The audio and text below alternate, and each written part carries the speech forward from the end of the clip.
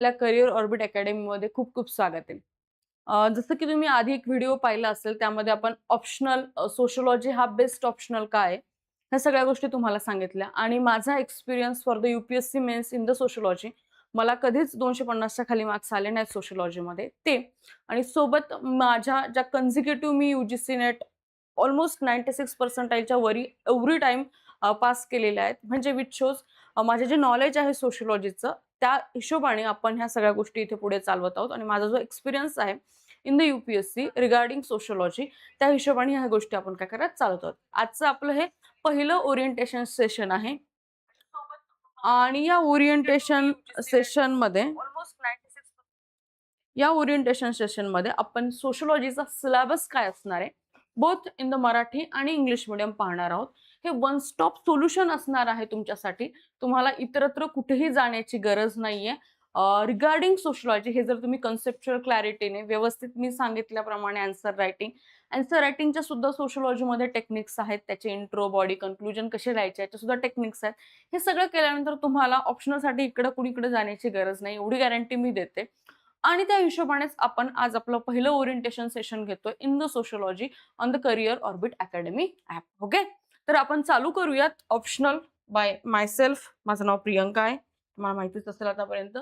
आता बघा, पहिला जो तुम्हाला एक गोष्ट माहिती असेल, आपलं जे ऑप्शनल असतं, बेसिक सांगून देते. ऑप्शनल सब्जेक्ट रिगार्डिंग बघा आता हे काय चालू आहे, एक तर यूपीएससी 2027, बिकॉज 26च्या पोरांसाठी टाइम नाहीये, त्यांचा ऑलरेडी अभ्यास झालेला असेल आणि ते रिव्हिजन मोडमध्ये गेलेले असतील.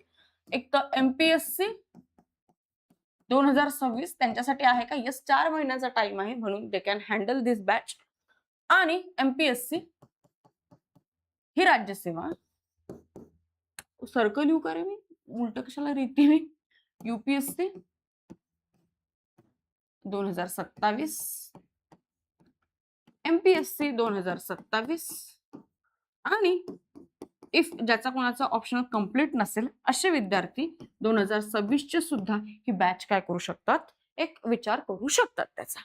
आता बघा, तुम्हाला माहिती आहे आपल्या राज्यसेवेमध्ये किंवा यूपीएससी मध्ये काय असतं, एक मेन्स पेपर असतो, आपली मेन्स असते, सिव्हिल सर्व्हिसेसची म्हणूयात आपण,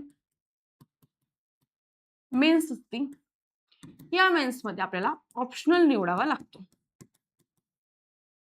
जर तुम्ही सोशिओलॉजी ऑप्ट केलेला असेल तर वेल अँड गुड. आता हा जो ऑप्शनल असतो बघा, यामध्ये 2 पेपर असतात. एक तर पेपर 1 हा जनरली, आणि दुसरा असतो पेपर 2.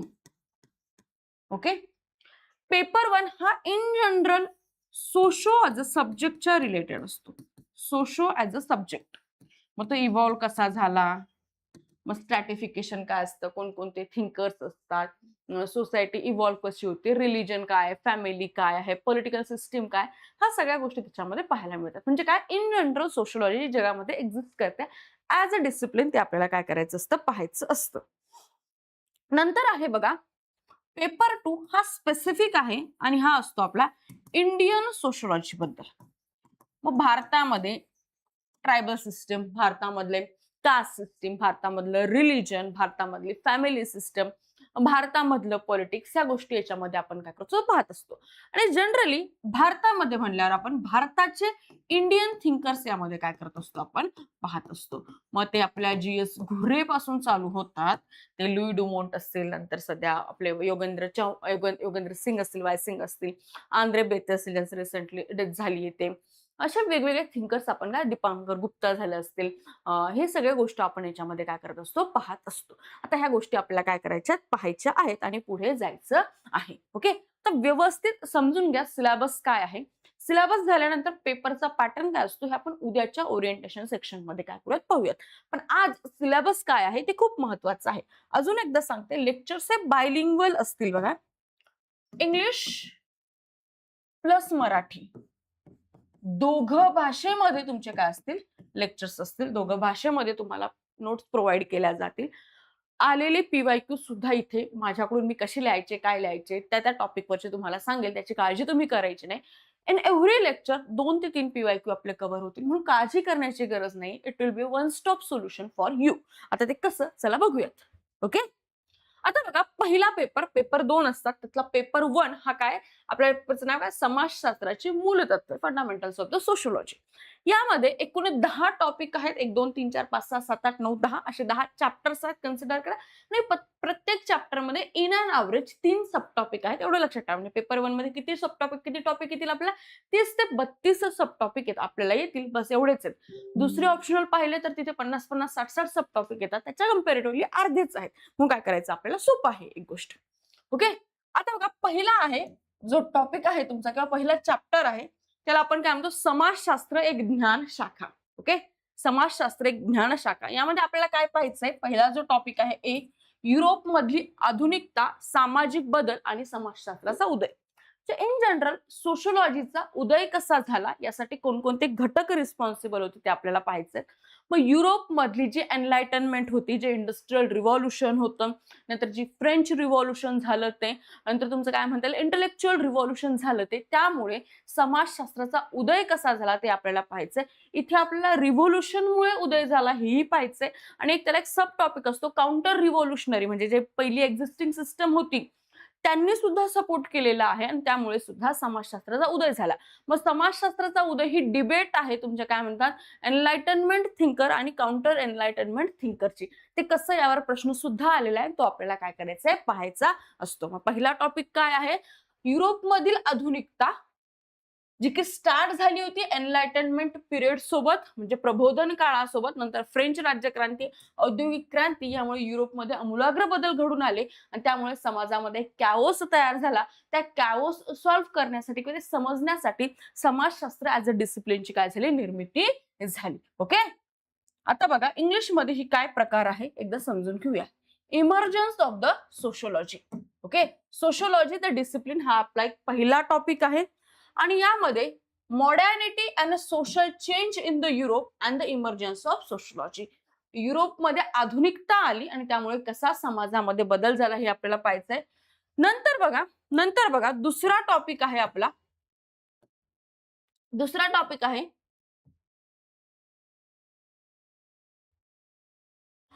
टॉपिक आहे आपला scope of the subject and comparison with the other social sciences. म्हणजे पहिल्या चॅप्टर मधला बी टॉपिक आहे, विषयाची व्याप्ती काय आहे, स्कोप काय आहे. म्हणजे जेव्हा इमर्ज झाला होता तेव्हा सोशियोलॉजी काय स्टडी करण्यासाठी इमर्ज झाला होता, आणि आज पोस्ट मॉडर्न युगामध्ये सोशियोलॉजी कशी तिची व्याप्ती वाढत चालली आहे ते आपल्याला पाहायचं. म्हणजे इथे एक तुम्हाला टेम्पोरल अनालिसिस करावं लागतं, टाइम नुसार अनालिसिस करावं लागतं. आणि नंतर समाजशास्त्राची दुसऱ्या शास्त्रांशी तुलना. मग समाजशास्त्र कसं डिफरंट आहे राज्यशास्त्रापासून, म्हणजे पॉलिटिकल सायन्स पासून. समाजशास्त्र कसं डिफरंट आहे तुमचं मानववंशशास्त्र म्हणजे अँथ्रोपॉलॉजी सोबत. समाजशास्त्र कसं तुमचं सिमिलर किंवा डिफरंट आहे फिलॉसॉफी सोबत.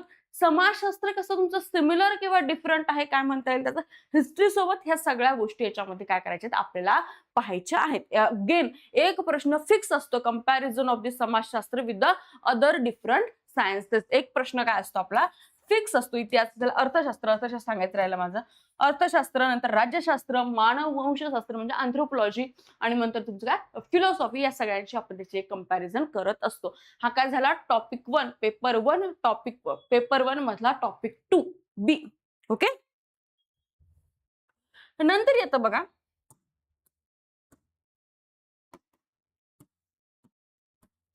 क आहे बघा, समाजशास्त्र आणि सामान्य ज्ञान. म्हणजे समाजशास्त्र हे कॉमन सेन्स आहे का, तिथे आपल्याला यस म्हणावं लागतं. आणि मग नो, व्हाय समाजशास्त्र इज नॉट कॉमन सेन्स. म्हणजे काय, कॉमन सेन्सिकल नॉलेज आणि समाजशास्त्र यांची काय करावं लागते, तुलना करावी लागते. हा टॉपिक 1 मधला किंवा चॅप्टर 1 मधला 3rd सेक्शन आहे. अगेन याच्यावर एक प्रश्न सुद्धा फिक्स असतो, हा कंपल्सरी प्रश्नामध्ये येतो. जनरली आपण काय करतो, काय म्हणतात समाजशास्त्राची सुरुवात सामान्य ज्ञानापासून, कॉमन सेन्स पासून होते. हा एक टॉपिक आपण प्रिपेअर करून जातो. पण तिथे काय विचारलं जातं, हाऊ समाजशास्त्र इज डिफरंट फ्रॉम दी तुमचं कॉमन सेन्सिकल नॉलेज. म्हणजे सोशियोलॉजी कशी डिफरंट आहे तुमच्या सामान्य ज्ञानापासून समजून सांगा. मग हा प्रश्न आपण प्रिपेअर नाही करत. म्हणजे काय, सिलेबसमध्ये एक ओळ दिलेली असती, त्याचा काउंटर पार्ट सुद्धा आपल्याला प्रिपेअर करून जावं लागतं. आणि हे PYQ अनालिसिस केल्यानंतर आपल्याला काय करतं, कळत असतं. ओके, हे समजलं असेल तुम्हाला, आय होप. तुम्हाला एकदा इंग्लिशमध्ये दाखवून देते जेणेकरून scope of the subject and comparison with the other social sciences. तुम्हाला सांगितलं sociology and the common sense. How common sense is similar with the sociology किंवा how sociology has evolved from the common sense. आणि दुसरं असतं how common sensical knowledge is not a sociological knowledge. ह्या दोन आपल्याला डायकोटॉमी इथे ट्रीट कराव्या लागतात किंवा इथे स्टडी कराव्या लागतात. आपण त्या स्टडी करणार दोघांवर सुद्धा प्रश्न आलेली आहेत. मग ते व्यवस्थितरित्या आपल्याला काय करावी लागत असतात, पाहावी लागत असतात. ओके. आता या पुढे नेक्स्ट तुमचा टॉपिक 2 आहे बघा, सोशोलॉजी ऍज अ सायन्स. मग सोशोलॉजी हे सायन्स आहे का, विज्ञान आहे का? आता जेव्हा सोशोलॉजी इमर्ज होत होतं बघा, तेव्हा युरोपमध्ये सायंटिफिक रिव्हॉल्युशन, इंडस्ट्रियल तुमचं काय म्हणतात सायंटिफिक रिव्हॉल्युशन आलं. सायन्सच्या गोष्टी, पॉझिटिव्हिस्टिक फिलॉसॉफी आली, म्हणजे फिजिक्स, बायोलॉजी आणि तुमचं काय केमिस्ट्री उदयास येत होते. ते नॅचरल लॉच्या बेसिसवर चालत होते. पण त्याच टाइमाला सोसायटीचा कॅओस स्टडी करण्यासाठी सोशोलॉजी इमर्ज झाली.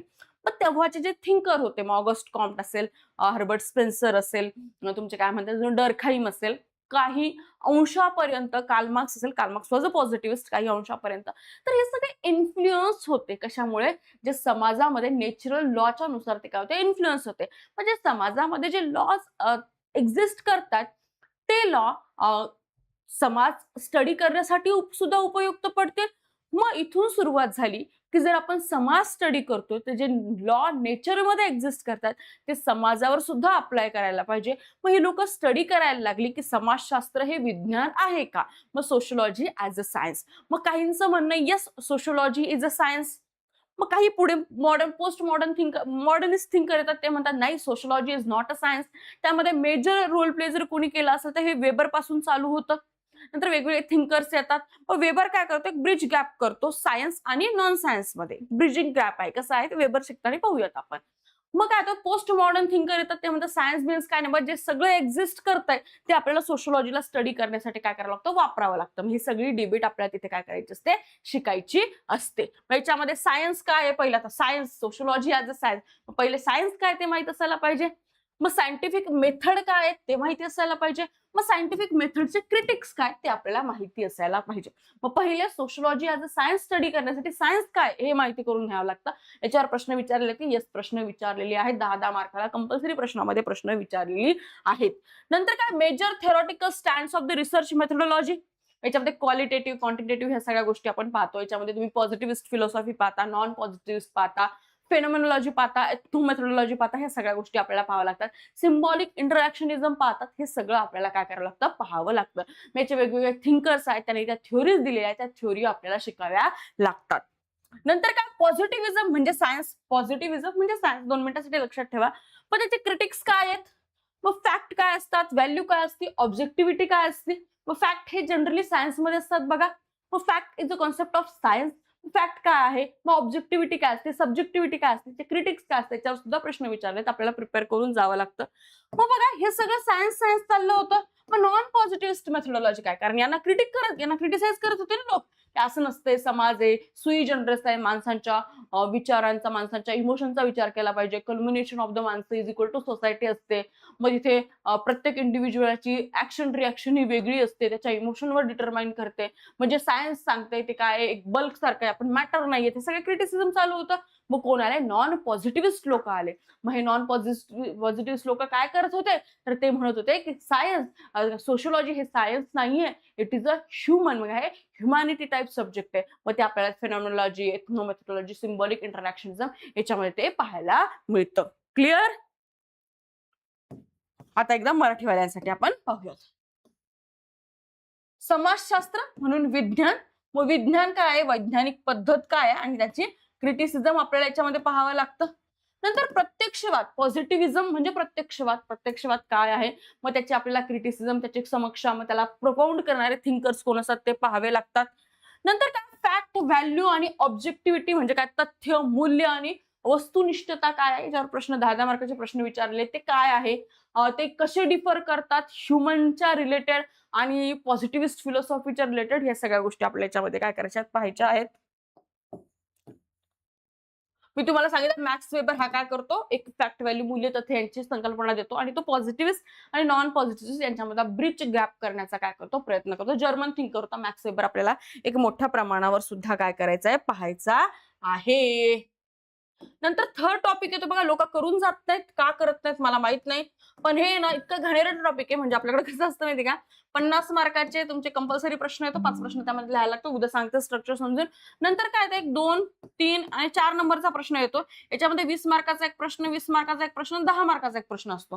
हे लोक काय करतात, हा 10 मार्काचा प्रश्न या रिसर्च मेथोडॉलॉजी मध्ये टाकतात प्रत्येक सेक्शन मध्ये. मग जर तुम्ही हा तिसरा चॅप्टर केला नाही तर कुठलाच प्रश्न आपल्याला कंप्लीट येत नाही, कॉम्प्रोमाइज होऊन जातात गोष्टी. म्हणून हा टॉपिक व्यवस्थितरित्या करायचा. खूप हाय स्कोरिंग टॉपिक आहे हा, थोडासा टेक्निकल आहे, बोरिंग आहे, मान्य आहे मला, पण तो करावा लागतो. द रिझन इज, हे असा गोंधळ करतात, 10 मार्कासाठी हा प्रश्न टाकून देतात, मग तो आपल्याला येत नाही आणि मग प्रॉब्लेम होतो. म्हणून तिसरा चॅप्टर इज व्हेरी इम्पॉर्टंट. काय आहे, रिसर्च मेथोडॉलॉजी. काय आहे, रिसर्च मेथोडॉलॉजी. काय म्हणतो तिसरा चॅप्टर बघा, रिसर्च मेथड अँड अनालिसिस. हा आपला तिसरा चॅप्टर आहे. याच्यामध्ये क्वालिटेटिव्ह आणि क्वांटिटेटिव्ह मेथड काय आहेत हे आपल्याला पाहावं लागतं. ओके, मग क्वांटिटेटिव्ह मध्ये आपण पॉझिटिव्हिस्ट फिलॉसॉफी वापरतो, क्वालिटेटिव्ह मध्ये आपण नॉन पॉझिटिव्हिस्ट मेथड वापरल्या जातात. टेक्निक ऑफ डाटा कलेक्शन, मग तुम्हाला एखादा रिसर्च करायचं असेल तर डाटा कलेक्शनच्या टेक्निक असतात. मग क्वेश्चनरी असते, इंटरव्ह्यू असतो, सॅम्पलिंग असते, सर्वे असते, अजून बराच 50 भानगडी असतात, ते आपल्याला पाहावं लागतात. नंतर तिसरा सेक्शन आहे, व्हेरिएबल काय असतात, सॅम्पलिंग काय असते, हायपोथेसिस काय असतात, रिलायबिलिटी, व्हॅलिडिटी, ह्या सगळ्या गोष्टी आपल्याला तिथे पाहाव्या लागतात. दिसत असेल एवढंच, पण बरंच मोठं आहे, ते आपल्याला करावं लागतं. In the due course of time आपण त्या चॅप्टर मध्ये करत असतो. ओके, आता बघा पुढे काय, गुणात्मक पद्धती, क्वालिटेटिव्ह रिसर्च काय असतं, त्यामध्ये इंडिव्हिज्युअल सब्जेक्टिव्ह पर्स्पेक्टिव्ह घेतला जातो, माणसाचा ह्युमन पर्स्पेक्टिव्ह याच्यामध्ये घेतला जातो. जनरली क्वालिटेटिव्ह जर डाटा कलेक्ट करायचा असेल तर आपण इंटरव्ह्यू, सर्वे, ऑब्झर्वेशन ह्या सगळ्या मेथड आपण तिथे वापरत असतो. नंतर काय, संख्यात्मक पद्धती, त्या ऑब्जेक्टिव्हिटी मोठ्या प्रमाणावर असते. इथे जनरली आपण क्वेश्चनरी, इंटरव्ह्यू सुद्धा वापरतो. मग ते इंटरव्ह्यू तुमचे काय असतील, काय म्हणतात, खूप असे स्ट्रिक्ट लाईनवर असतील, क्लोज इंटरव्ह्यू असतील, हे सगळे प्रकार आपण पुढे चालून पाहूयात. नंतर काय, व्हेरिएबल काय असतात, चल काय असतात, सॅम्पलिंग, निवड, नमुना पद्धत काय असते, विश्वसनीयता, रिलायबिलिटी काय असते, व्हॅलिडिटी म्हणजे वैधता काय असते, या सगळ्या गोष्टी आपल्याला याच्यामध्ये शिकाव्या लागतात. ओके, नंतर बघा, सगळ्यांचा एक तर काही लोकांचा आवडता आणि काही लोकांचा नावडताचा टॉपिक आहे. त्याला आपण विचारवंताचा टॉपिक म्हणतो, थिंकरचा टॉपिक म्हणतो, chapter 4. One of the major, one of the important section. याच्यावर तुमचा 250 मार्काचा पेपर असेल, 100 मार्काचा पेपर या 4-5 थिंकरवर आपल्याला पाहायला मिळतो. म्हणून हे खूप महत्वाचं आहे, खूप अतिव इम्पॉर्टंट आहे. यामध्ये कोणकोणते थिंकर आपल्याला कव्हर करायचे असतात, कार्ल मार्क्स असतो. कार्ल मार्क्सचा ऐतिहासिक भौतिकवाद म्हणजे हिस्टोरिकल मटेरियलिझम ही कॉन्सेप्ट आपल्याला पाहावी लागते. त्यांनी कसा सोसायटीचा अभ्यास केला, from the primitive society to the काय म्हणतात कॅपिटलिस्टिक सोसायटी. नंतर त्याने समाजवाद म्हणजे सोशलिझम आणि कम्युनिझम, साम्यवाद याचा कॉन्सेप्ट दिलेला आहे. त्या सगळ्या गोष्टी आपल्याला ऐतिहासिक भौतिकवाद म्हणजे हिस्टोरिकल मटेरियलिझम मध्ये पाहायचंय. नंतर उत्पादन पद्धती, मोड ऑफ प्रोडक्शन काय आहे, मग प्रिमिटिव्ह सोसायटीमध्ये कसे होते, फ्युडल मध्ये कसे होते, कॅपिटलिस्टिक मध्ये कसे, साम्यवाद मध्ये कसे, काय म्हणतात समाजवादी सोसायटीमध्ये कसे आणि साम्यवाद मध्ये कसे, आपल्याला पाहिजेत. नंतर एलिनेशन काय आहे, ही सगळी गोष्ट आपल्याला काय करायची, पाहायची आहे. नंतर काय, वर्ग संघर्ष, क्लास कॉन्फ्लिक्ट, ही सुद्धा गोष्ट आपल्याला काय करायची त्याच्यामध्ये पाहायची आहे. ओके, नंतर बघा अजून एक इम्पॉर्टंट थिंकर येतो, तो म्हणजे आपला काय, त्याचं नाव आहे इमाईल डर्खैम किंवा इमिल डर्खिम, लोक काय म्हणतात ते म्हणतात, दुर्खिम पण म्हणतात, दुर्खिम किंवा डर्खाइम. डर्खाइमचे आपल्याला 3 सिद्धांत पाहायचे. एक तर पहिला आहे सोशल फॅक्ट, सामाजिक तथ्य काय आहे. मग त्याच्यामध्ये जर सोसायटी स्टडी करायची असेल तर आपल्याला सामाजिक तथ्याच्या हिशोबाने स्टडी करावी लागेल. नंतर आत्महत्या, सुसाईड ही कॉन्सेप्ट इमाईल डर्खाइमने दिली, ती आपल्याला पाहायची आहे. नंतर बघा धर्माचा सिद्धांत, रिलिजन, ही एक मेजर कॉन्सेप्ट आपल्याला डर्खाइमने दिली, ती आपल्याला काय करायची असते, पाहायची असते. अगेन दरवर्षी प्रश्न येतो, आपल्याला व्यवस्थित करून जायचं असतं. नंतर बघा one of the important thinker, हा काय पॉझिटिव्हिस्ट आणि नॉन पॉझिटिव्हिस्ट यांच्यामधला ब्रिज गॅप करण्याचं काम करतो, तो आहे मॅक्स वेबर, जर्मन थिंकर आहे. याची सामाजिक कृती, सोशल ऍक्शन ही कॉन्सेप्ट पाहिजे. त्याला तो म्हणतो जर तुम्हाला सोसायटी इन लार्ज स्टडी करायची असेल तुम्हाला सोशल ऍक्शन स्टडी कराव्या लागतील. नंतर बघा Protestant ethics and the capitalistic society, हा एक प्रोटेस्टंट अँड कॅपिटलिझम हा एक कॉन्सेप्ट इथे स्टडी करावा लागतो. मग याच्यामध्ये प्रोटेस्टंट जो धर्म होता त्यांनी कसं कॅपिटलिझमला बूस्ट केलं हे पाहायचंय. त्यांनी वेगवेगळे धर्म सुद्धा त्याच्यामध्ये कम्पेअर केले. मग कॅथलिसिझम कम्पेअर केला, हिंदुइझम कम्पेअर केला, जैनिझम, पारसिझम असं थोड्या बहुत प्रमाणामध्ये कम्पेअर केलं. आणि तो सांगतो शेवटी प्रोटेस्टंटमुळेच काय झालं, कॅपिटलिझम कसं आलं हे त्यांनी त्याच्यामध्ये काही गोष्टी सांगितलेल्या आहेत. नंतर ब्युरोक्रेसी अगेन इम्पॉर्टंट आहे, ती आपल्याला काय करावं लागते याच्यामध्ये पाहावी लागते. ब्युरोक्रेसी कॉन्सेप्ट कुणी दिली आहे तर मॅक्स वेबरने दिलेली आहे, ती आपल्याला पाहावी लागते. मी इथेच वाचते, मराठी इंग्लिशमध्ये जात नाही, इंग्लिशमध्ये मी तोंडाने सांगते. नंतर बघा again one of the important आणि one of the longest chapter, एक तर 5वा चॅप्टर, 4था चॅप्टर लॉंग आहे, त्यानंतर 8वा लॉंग आहे पॉलिटिक्स वाला, आणि नंतर 5वा लॉंग आहे, one of the longest chapter. आता याच्यामध्ये सुद्धा काय स्तरीकरण आणि गतिशीलता म्हणजे स्ट्रॅटिफिकेशन आणि मोबिलिटी हे आपल्याला पाहावे लागते. मग स्ट्रॅटिफिकेशनच्या वेगवेगळ्या थिअरीज आहेत. याच्यामध्ये कोण आहे, मूर आणि डेव्हिस आणि मूर याची खूप फेमस थिअरी आहे, ती आपल्याला पाहायची आहे. स्ट्रॅटिफिकेशनच्या थिअरीमध्ये तुम्हाला काय म्हणता येईल, मार्क्सचा सिद्धांत आहे वर्गाचा, तो आपल्याला पाहायचा आहे. वेबरचा क्लासचा सिद्धांत तो आपल्याला पाहायचा आहे. स्टेटस, दर्जा, पॉवर ह्या सगळ्या गोष्टी याच्यामध्ये पाहायच्या आहेत. सामाजिक स्तरीकरणामध्ये वेगवेगळे स्तरीकरण केले जातात. वर्ग, जात, दर्जा, जेंडर ह्या सगळ्या गोष्टीवर काय स्ट्रॅटिफिकेशन केलं जातं ते आपल्याला पाहायचं आहे. त्यामध्ये जनरली कार्ल मार्क्स आणि वेबर या दोघांचा मेजर रोल तिथे पाहायला मिळतो. आणि थोडा बहुत टॅल्केट पार्सनचा सुद्धा रोल तिथे पाहायला मिळतो. अरे इथे 2 राहिलेत आपले, इथे 3 थिंकर राहिलेली आहेत. आय डोंट नो पीडीएफ मध्ये का नाही आलेत. एक आहे आपला, काय त्याचं नाव आहे, काय नाव बाबा त्याचं, टॅल्कट पार्सन. दुसरा आहे तुमचा रॉबर्ट मर्टन. ओके, आणि नंतर आहे तुमचा काय त्याचं नाव, जी.एच. मीड. हे सुद्धा आपल्याला काय करायचे, थिंकर पाहायचे आहेत. इथे का आलं नाही मला माहिती नाही, ते कुठे उडालं आय डोंट नो, पण हे थिंकर सुद्धा आपल्याला काय करायचे, पाहायचे आहेत. नंतर बघा स्तरीकरण आणि गतिशीलता हा टॉपिक आहे, 5वा चॅप्टर आहे. Again one of the important किंवा मोठा टॉपिक आहे. यामध्ये इथे दिलंय बघा, हे बघा, यामध्ये स्ट्रॅटिफिकेशन आणि मोबिलिटीमध्ये वेगळ्या कॉन्सेप्ट आपल्याला पाहिजेत. मग इक्वॅलिटी समानता काय आहे आणि इनइक्वॅलिटी असमानता काय, हायरार्की काय आहे, नंतर एक्सक्लुजन, पॉवर्टी, गरिबी, डेप्रिव्हेशन या सगळ्या गोष्टीच्या डेफिनेशन, मग कोणकोणत्या थिंकरने काय काय बोललं. मग डेप्रिव्हेशन मध्ये मग काय म्हणतात, पॉवरमुळे कसं डेप्रिव्हेशन होतं, स्टेटसमुळे कसं होतं, जेंडरमुळे कसं होतं, ह्या सगळ्या गोष्टी आपल्याला त्याच्यामध्ये पाहायच्या आहेत. त्यानंतर थेअरीज आपल्याला सोशल स्ट्रॅटिफिकेशनच्या काही थ्योरीज पाहायच्या आहेत. त्यामध्ये स्ट्रक्चरल फंक्शनलिस्ट थिअरी आहे, ज्याच्यामध्ये टॅल्केट पार्सन एक मेजर रोल प्ले करतो. नंतर तुमचं काय डेव्हिस आणि मूर यांची थिअरी नेहमी विचारली जाते, थिअरी पाहायची आहे. नंतर मार्क्सस थिअरी पाहायची आहे, काय म्हणतो Marx, Weberian theory of the social stratification सुद्धा पाहायची आहे. त्यानंतर डायमेन्शन कोणकोणते आहेत सोशल स्ट्रॅटिफिकेशन म्हणजे का स्तरीकरण एक्झिस्ट करतंय सोसायटीमध्ये. मग त्याच्यामध्ये क्लास असेल, स्टेटस ग्रुप असेल, जेंडर, इथनिसिटी, वंश, रेस ह्या सगळ्या गोष्टी काय, वर्ग, हे सगळ्या गोष्टी आपल्याला त्याच्यामध्ये पाहायच्या आहेत. मग त्यामध्ये कोणकोणते थिंकर्स आले आणि काय काय सांगितलं हे सुद्धा आपल्याला त्याच्यामध्ये काय करायचंय, पाहायचंय. नंतर बघा सोशल मोबिलिटी, गतिशीलता. मग काही एखादी तुमची ओपन सोसायटी असते, खुली समाज असतो, काही तुमचा काही तुमचा एखादी क्लोज सोसायटी असते. मग क्लोज सोसायटीमध्ये जनरली गतिशीलता तेवढ्या मोठ्या प्रमाणावर पाहायला जात नाही. For example Indian society caste based society आहे, kind of a close society आहे. गतिशीलता काय खूप कमी प्रमाणामध्ये पाहायला मिळते. त्याच्या कंपॅरिझन मध्ये तुम्ही जर वेस्ट मध्ये गेला तर तुम्हाला त्या क्लास बेस म्हणजे काय, क्लासवर, वर्गावर रेफरन्सवर त्या तुमच्या काय समाज आहेत आणि त्यामध्ये जी गतिशीलता आहे ती काय क्लास इकॉनॉमी मध्ये डिटरमाइन केली जाते. मग लोक गरीब जरी पैदा झाला असेल तर तो श्रीमंत मरू शकतो, म्हणजे काय, त्याच्यामध्ये मोबिलिटी जास्त आहे, गतिशीलता जास्ती आहे.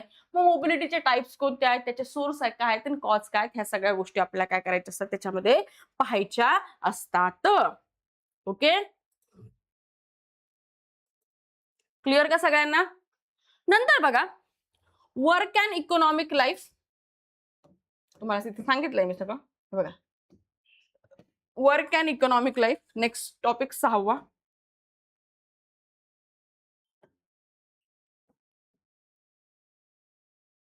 ठीक आहे, इथं उडालंय, ते का उडालं आय डोंट नो,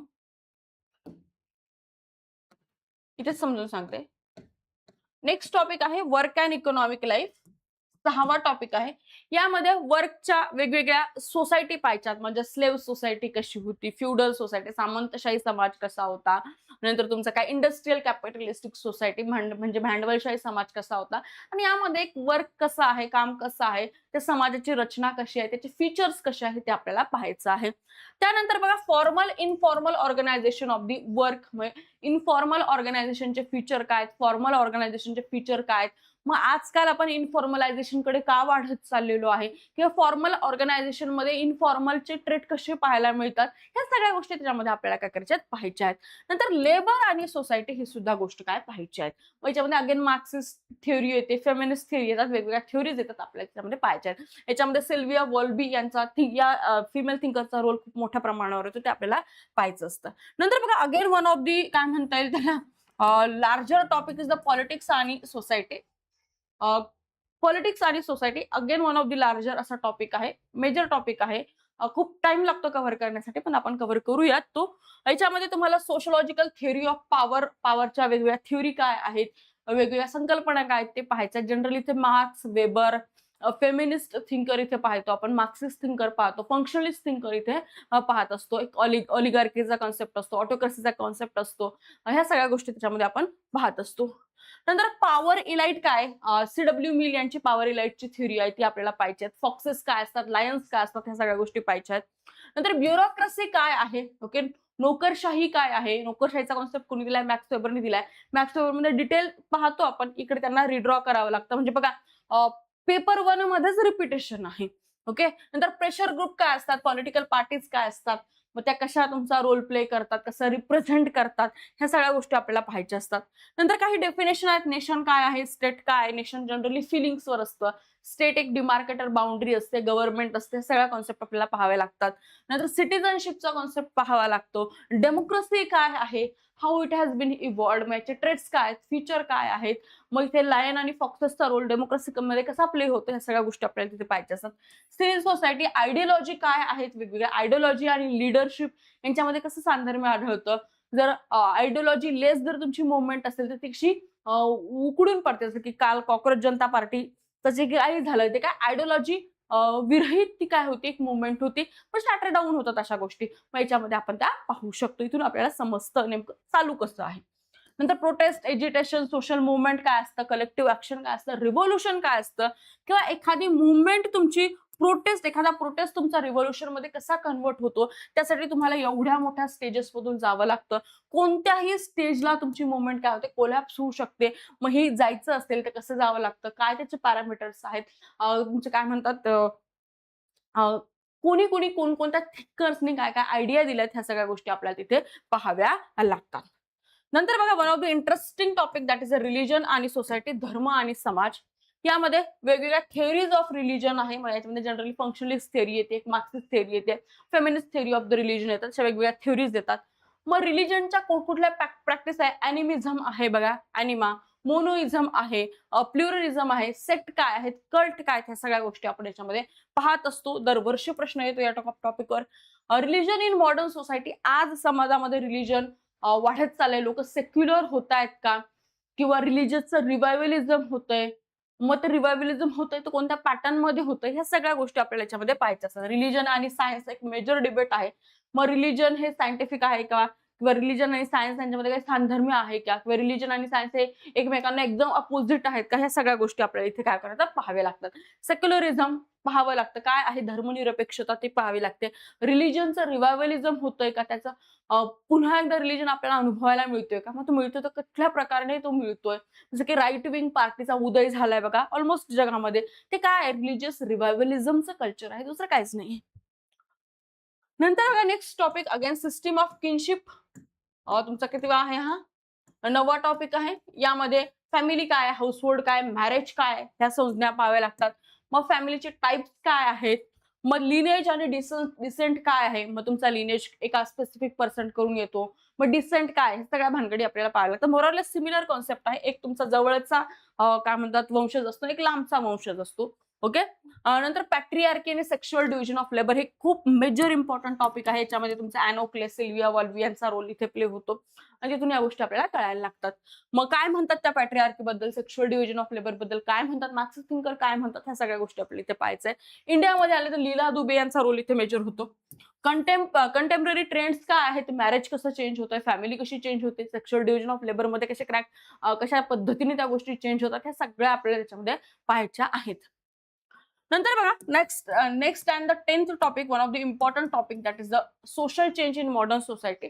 मॉडर्न समाजामध्ये कशा सामाजिक बदल होतोय आणि हा बदल तुमचा काय म्हणतात, सोशोलॉजिकल थेरीज, इमॅन्युअल वास्टनची थेरी आहे, एजी फ्रँक यांची थेरी आहे, अजून एक थेरी आहे, त्याचं नाव नाही, कार्ल मॅनहेम कार्ल मॅनहेम यांची थेरी आहे. कशा त्या आपल्याला सोशोलॉजिकल चेंज बद्दल बोलतात, किंवा अगेन ही जी तुमची काय म्हणतात, कार्ल मार्क्स सुद्धा सोशल चेंज बद्दल बोलला, ऑगस्ट कॉम्टे सुद्धा तुमचे काय म्हणतात, एक तर तुमची काय प्रिमिटिव्ह सोसायटी, नंतर मेटाफिजिकल सोसायटी, नंतर पॉझिटिव्ह सोसायटी, त्यांना सुद्धा आपण याच्यामध्ये स्टडी करतो. नंतर डेव्हलपमेंट आणि डिपेंडन्सी काय, इमॅन्युअल वॉस्टर यांची थेरी आहे. एक तुमची कोर असतं, डेव्हलप कंट्रीज असतात, नंतर तुमच्या काय असतात, एक पेरिफेरीच्या कंट्रीज असतात, मधल्या बफर कंट्रीज असतात. मग हाऊ तुमच्या कोर कंट्रीज पेरिफेरीच्या कंट्रीवर डिपेंड असतात हे आपल्याला पाहावं लागतं. Agent of the social change, यामध्ये कोणकोणते एजंट आहेत सोशल चेंजचे, मग एज्युकेशन आहे का, नंतर तुमचं काय म्हणतं सायन्स, टेक्नॉलॉजी, ह्या सगळ्या गोष्टी याच्यामध्ये काय कराव्या लागतात, आपल्याला पाहाव्या लागतात. ओके, ह्या काय झाला आपला पेपर 1 चा सिलेबस झालेला आहे. आय होप तुम्हाला पेपर 1 चा सिलेबस कळाला असेल तर प्लीज मला तसं सांगा. पेपर 2 चा सिलेबस एक्सप्लेन करायला मला कमीत कमी अजून 1 तास लागेल, त्यामुळे आपण काय करूयात, इथे थांबूयात आणि नेक्स्ट लेक्चर मध्ये आपण काय करूयात, पेपर 2 चा सिलेबस सुद्धा काय करू, डिस्कस करूयात, जेणेकरून तुम्हाला काय एक सुटसुटीत पद्धतीने गोष्टी पाहायला मिळतील. चॅनलवर नवे असाल तर चॅनलला लाईक, व्हिडिओला चॅनलला सबस्क्राईब करा. व्हिडिओ आवडला असेल तर लाईक करा. सोशोलॉजी तुमचं ऑप्शनल असेल तर आपण आपली बॅच घेऊन आलेलो आहोत. बॅचमध्ये तुम्ही कंटेंटची क्वालिटी चेक करूनच काय करा, एनरोल करा. बोथ मराठी आणि इंग्लिश मीडियम मध्ये ह्या सगळ्या गोष्टी अवेलेबल आहेत. ओके, आता इथे थांबूयात, पुन्हा भेटूयात उद्याच्या लेक्चरमध्ये. तोपर्यंत thank you, bye bye and have a nice day. Okay.